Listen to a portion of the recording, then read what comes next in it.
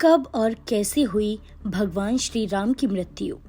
5114 ईसा पूर्व मर्यादा पुरुषोत्तम प्रभु श्री राम का जन्म हुआ था।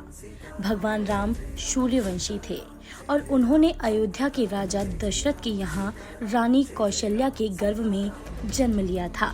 पौराणिक मान्यता के अनुसार भगवान विष्णु ने अपना यह 7वां अवतार मनुष्य के रूप में लिया था ताकि पृथ्वी पर धर्म की स्थापना और अधर्म का नाश सुनिश्चित हो।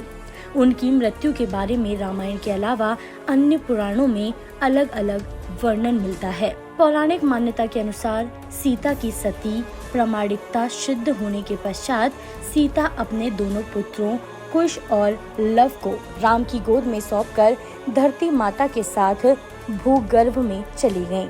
सीता के चले जाने से व्यथित राम ने यमराज की सहमति से सरयू नदी के तट पर गुप्तार घाट में जल समाधि ले ली।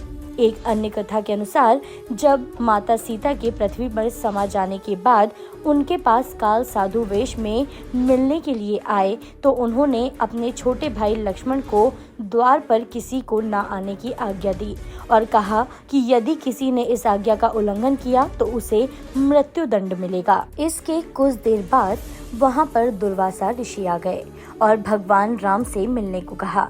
लक्ष्मण को पता था कि वे जल्द ही क्रोधित होकर श्राप दे देते हैं, ऐसे में उन्होंने उन्हें भगवान राम के पास जाने दिया।